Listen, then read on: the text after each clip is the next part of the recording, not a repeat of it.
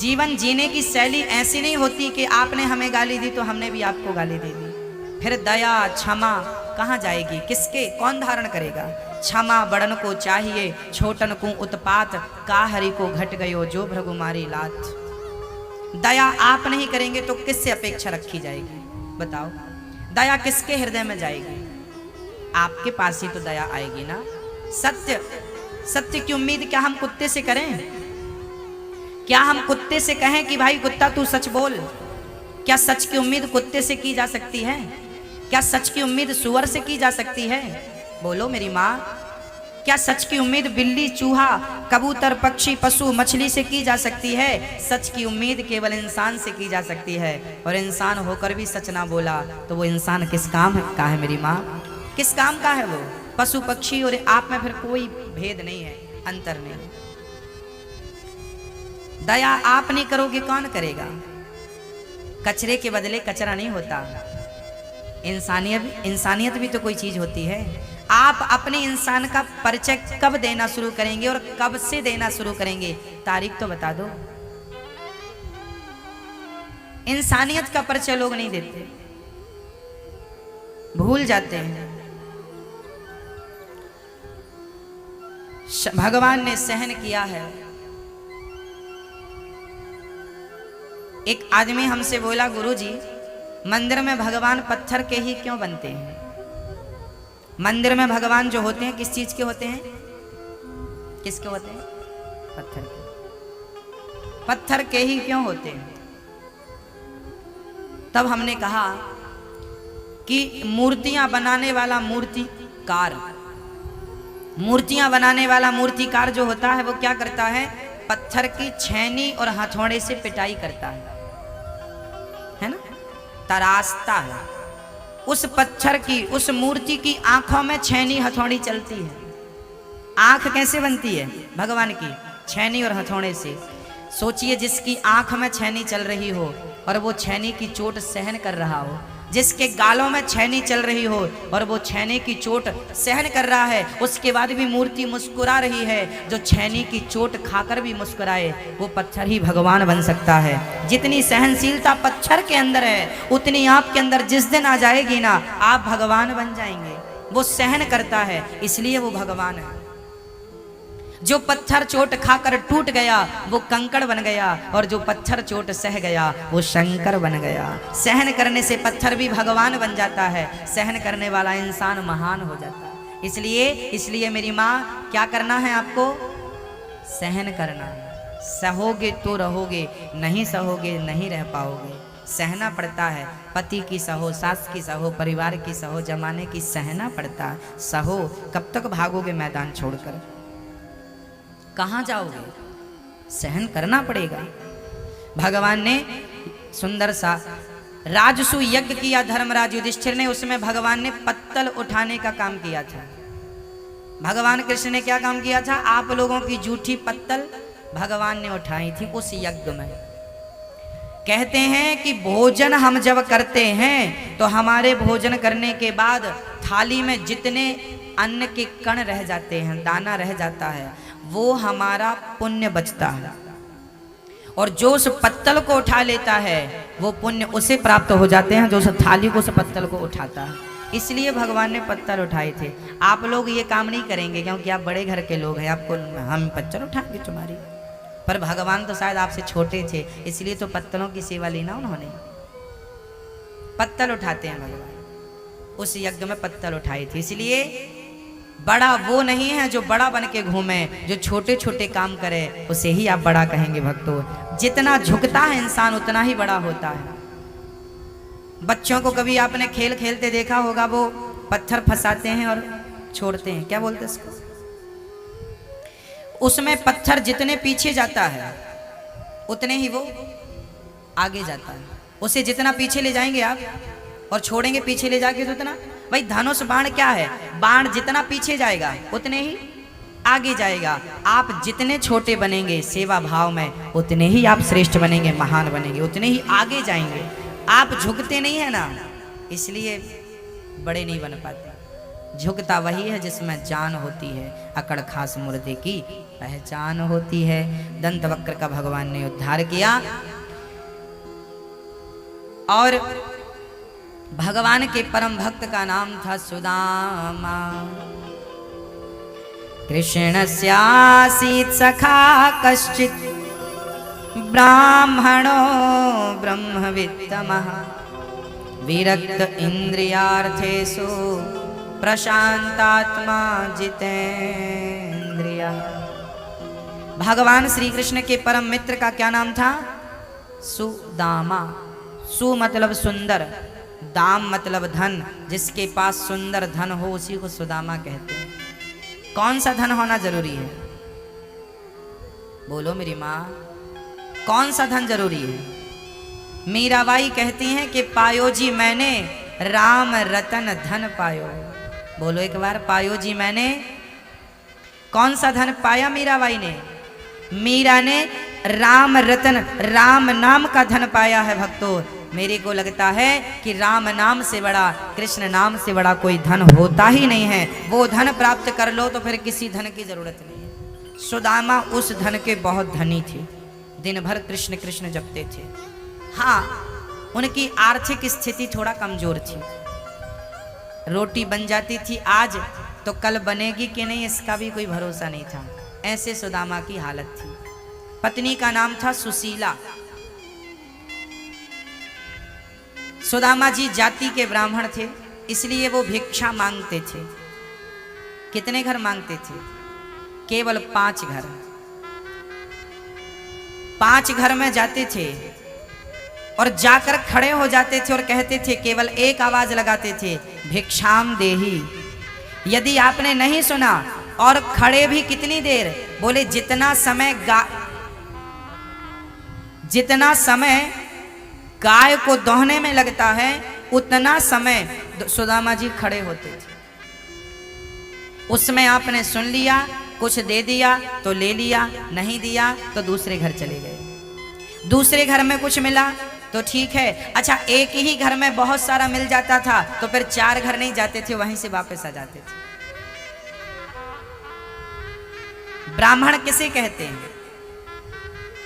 जिसके घर में सवेरे रोटी बन जाए पर शाम की रोटी का जुगाड़ ना हो, वही ब्राह्मण है। क्योंकि ब्राह्मण कभी संग्रह नहीं करता, वो कल की चिंता नहीं करता, वो आज प्रेम से खा करके और भगवान के भजन में लग जाता है। कल भगवान खुद देंगे जिस प्रकार देना चाहे। सुदामा जी 5 घर भिक्षा मांगते। एक दिन तो ये स्थिति हुई कि 5 घर में उन्हें कुछ नहीं मिला। वापस आए सुदामा जी। पत्नी ने कहा कि बच्चे भूखे हैं, बच्चों को क्या खिलाएं? बोले पानी पिलाकर सुला दो आज। पानी पिलाकर सुशीला सुलाने लगी, पानी पिलाकर सुलाने लगी। पर बच्चे तो बच्चे हैं, माँ भूख लगी है, माँ भूख लगी है, माँ रोटी दे दो, भूख लगी है। सुदामा जी की पत्नी सुशीला बोली, स्वामी जी बच्चे सो नहीं रहे हैं। सुदामा एक बार भी भगवान से उन्होंने शिकायत नहीं की कि कन्हैया हम तेरी इतनी भक्ति करते हैं और तूने हमें रोटी भी नहीं दिया। सुदामा ने आज तक भगवान से कभी शिकायत नहीं की। उनको लगता था कि यदि आज हम भूखे हैं तो ये हमारे ही किसी पाप का फल है,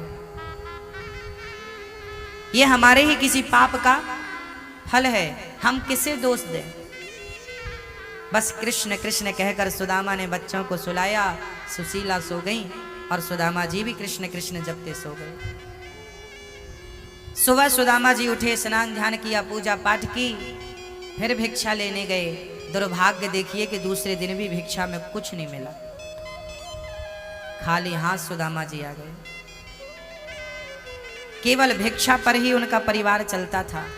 आज भीख नहीं मिली, भिक्षा नहीं मिली, खाली हाथ आ गए। बच्चे भूख से तड़पने लगे, व्याकुल हो गए। अब विचार करिए, एक छोटी सी कल्पना करके देखिए कि आपके घर में चूल्हा ना जल रहा हो, रोटी ना हो और बच्चे भूख से तड़प रहे हैं, क्या उस हाल में तुम कृष्ण कृष्ण जपोगे? गालियां देने लग जाओगे। कैसा भगवान है, बच्चों को भूखा रखता? यदि तू है तो मेरे बच्चों को भूखा क्यों रखा? हजार प्रश्न खड़े कर देंगे। पर धन्य थे सुदामा जी कि ऐसी विषम परिस्थिति में भी उन्होंने भगवान को नहीं छोड़ा। भूखा रहना, प्यासा रहना, धन मिलना ना मिलना, ये हमारे कर्मों पर और भाग्य पर आधारित है ना। भक्ति अलग विषय है। भक्ति धन को पाने के लिए नहीं की जाती कि अब हम भक्ति कर रहे हैं तो भगवान हमें तुम माला माल कर दो ना। भक्ति आत्म कल्याण का सब्जेक्ट है। पर भगवान भी तो परीक्षा लेकर देखते हैं ना। ये सुदामा जी की परीक्षा थी, उनके धैर्य की परीक्षा थी, उनके धीरज की परीक्षा थी कि उनका धीरज टूटता है या नहीं। जीवन में जब विषम परिस्थिति आए तो समझ लेना कि भगवान आपको भी कसौटी में कस के देख रहे हैं, आपकी भी परीक्षा ले रहे हैं। आप यदि आज भूखे हैं तो समझ लेना कि भगवान की ये परीक्षा है कि तुम इस हाल में भी हमारा शुक्रिया अदा करते हो या शिकायत करते हो। दूसरे दिन सुदामा के घर चूल्हा नहीं जला। सुदामा जी के बचपन के एक मित्र आ गए। उन्होंने कहा कि मेरी पहचान एक बड़े राजा से है, यदि तुम उनकी तारीफ में कुछ पंक्तियां कविता सुना दोगे तो राजा तुम्हें ढेर सारा सोना देगा। जबरदस्ती पकड़ कर ले गए और सुदामा उस राजा के सामने जब गए तो राजा से सुदामा ने कह दिया कि राजन इतना गुरूर मत कर। सुदामा ने कहा कि कल राजा कोई और था, कल होगा कोई और, इसी एक के शीश पर सदा रहे नामा, कि भजले हरि हरि मनवा। राजन तू भगवान का नाम हरि हरि जप, तू अपनी झूठी प्रशंसा क्या सुन रहा है? कल कोई और राजा था, कल कोई और राजा होगा, तेरे जैसे कितने आए मिट्टी में मिल गए। राजा को सुदामा ने उपदेश कर दिया तो राजा ने उठाकर पटक दिया सुदामा को, अपने सैनिकों से खूब मरवाया, सीढ़ियों से गिरा दिया। सुदामा जी का बुढ़ापा था, शरीर में घाव हो गए। कृष्ण कृष्ण कह के घर और आ गए। अभी तो भीख ही नहीं मिल रही थी, अब तो शरीर में घाव और हो गए। अब सुदामा जी घर पे हैं और बीमार पड़े हैं, घाव हो गए शरीर में। राजा ने बहुत मार लगवाई, पर धन्य थे सुदामा के अभी भी कृष्ण कृष्ण जप रहे। आज सुशीला को रहा ना गया और सुशीला ने कह दिया, प्राणनाथ ये कैसा तुम भगवान का भजन कर रहे हो? ये कैसे भगवान है? क्या उन्हें नजर नहीं आता कि हम भूखे हैं, आप भूखे हैं? अरे हम लोग तो बड़े हैं, सहन कर लेते हैं, उन बच्चों को तो देखिए। 2 दिन हो गए घर में चूल्हा नहीं जला। सुदामा बोले, सुशीला भगवान कल जरूर देंगे, कल भिक्षा लेने जाऊंगा, कल जरूर मिलेगा। आज फिर निकल गया। दूसरे दिन हुआ, सुदामा जी भिक्षा लेने गए। संयोग से आज किसी ने भंडारा किया था तो बढ़िया खीर का प्रसाद लेकर सुदामा जी आ रहे थे। खीर का प्रसाद लेकर जब आ रहे थे बड़े खुश कि आज बच्चों को पेट भर खीर खिलाऊंगा। और जैसे ही वो आए तो क्या हुआ, 2 सांड आपस में लड़ रहे थे और सांड लड़ते लड़ते सुदामा के पास आए। सुदामा को बुढ़ापे में धक्का लगा, पूरी खीर गिर गई। कुत्ते आकर उस खीर को चाटने लगे। सुदामा फिर आ गए। पत्नी ने कहा, आज क्या मिला? बोले, खीर मिली थी, पर दुर्भाग्य से वो कुत्तों के नाम की थी। जिसकी थी, जिसके भाग्य में थी, उसने खा लिया। शायद हमारे भाग्य में आज भी कुछ नहीं है। फिर वो कृष्ण कृष्ण जपने लगे, कृष्ण कृष्ण। ऐसी स्थिति में भला कौन जाप करता है भाई? कौन कृष्ण को याद करता है? सुदामा ने किया। लोग कहते हैं सुदामा गरीब थे इसलिए भगवान मिले। भक्तों, यदि सुदामा जैसी गरीबी में भगवान मिलते तो आज भी सुदामा जैसे गरीब लोग मिल जाएंगे। सुदामा जैसी गरीबी में भगवान नहीं मिलता, सुदामा जैसे प्रेम से भगवान प्राप्त होता है। सुदामा जितना प्रेम, सुदामा जितना विश्वास हो तो कृष्ण जरूर मिलेगा। गरीबी तो आज भी उतनी मिल जाएगी आपको जिनके घर में रोटियां नहीं। अब भगवान द्वारिकाधीश को रहा ना गया, उनकी आंखों में आंसू आ गए। सुदामा, इतना कष्ट उठाकर भी तूने मेरी भक्ति नहीं छोड़ी। आज ब्राह्मण का रूप बनाकर सुदामा जी आ गए, और सुदामा घर पे थे नहीं, सुशीला थी। ब्राह्मण ने मांगा, भगवान विप्र बनकर आए हैं, भिक्षाम देही। सुशीला बाहर आई, ब्राह्मण देवता 3 दिन से घर में चूल्हा नहीं जला, हम आपको अन्न का एक दाना नहीं दे सकते, हाँ पानी जरूर पिला सकते हैं। तब भगवान बने ब्राह्मण ने कहा कि सुशीला, आपके सुदामा की तो मित्रता कृष्ण से है, तुम द्वारिकाधीश क्यों नहीं भेजती हो अपने पति को? आज पहली बार सुशीला को यह बात पता चली कि मेरे पति के मित्र भी हैं कृष्ण। सुशीला ने कहा, स्वामी जी आप द्वारिका क्यों नहीं चले जाते, उनसे कुछ मांग क्यों नहीं लेते? वो सबको देते हैं, वो दाता है, भगवान है। सुशीला से सुदामा जी ने कहा, सुशीला क्या मैंने इतनी जो भक्ति की है, क्या इस भक्ति के बदले क्या मैं भगवान से रोटियां मांगूंगा? क्या मेरा मांगना शोभा देगा?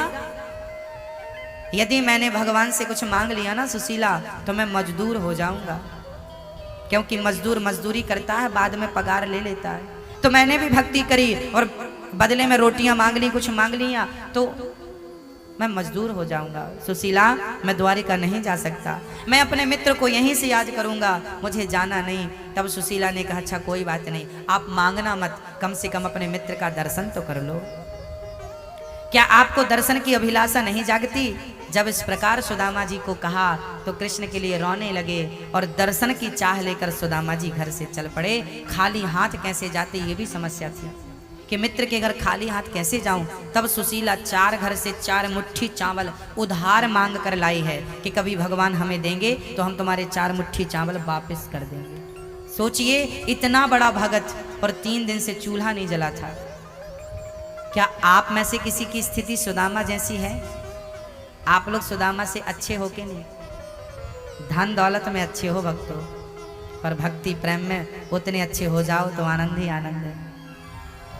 सुदामा जी 4 मुट्ठी चावल बांधते हैं, फटी सी पोटरी में कांख में दबाते हैं, और कृष्ण कृष्ण कृष्ण कृष्ण कृष्ण कृष्ण कहते हुए द्वारिका की तरफ चल पड़ते हैं। चले श्याम सुंदर से मिलने सुदामा, गाते हुए मन में हरे कृष्ण रामा। चले श्याम सुंदर से मिलने सुदामा, गाते हुए मन में हरे कृष्ण रामा। तुम ही मेरे मंदिर, तुम ही मेरी पूजा, तुम ही देवता हो, तुम ही देवता हो। चल पड़े सुदामा कृष्ण कृष्ण कृष्ण कृष्ण जपते हुए। चलते चलते चलते चलते पाँव में कांटे, चप्पल जूता तो था नहीं, पाँव में कांटे चुभ गए, बड़े बड़े कांटे। सुदामा जी एक पेड़ के नीचे बैठ गए। रास्ता भी तो पता नहीं था, पहले तो पगडंडियां हुआ करती थी, कोई हाईवे तो था नहीं। सुदामा जंगल पार कर रहे थे, पेड़ की छांव में बैठे थे, बस कृष्ण कृष्ण जपते। तब भगवान कृष्ण ने द्वारिका से देखा कि मेरा भक्त घर से निकल गया है, अब उसे मंजिल तक पहुंचाना मेरी जिम्मेदारी है। तब भगवान खुद गाड़ी लेकर पहुंच गए, बैलगाड़ी, गाड़ी वाले बनकर गए। चल पड़ना आपका काम है भक्तों, मंजिल तक तो वो खुद पहुंचाता है, उस पर भरोसा रख के चलिएगा, मिलेगी जरूर। हाँ,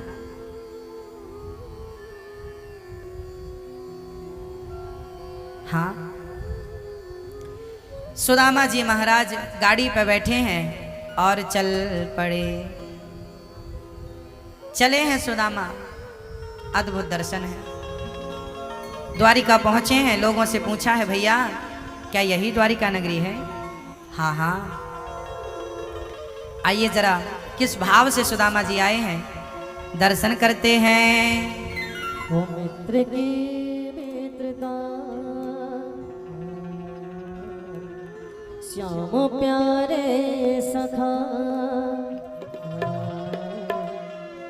मित्र की मित्रता श्याम प्यारे सखा प्रीत कान्हा निभा लीजिए और द्वारिका में बुला लीजिए मेरे श्याम द्वारिका में बुला लीजिए।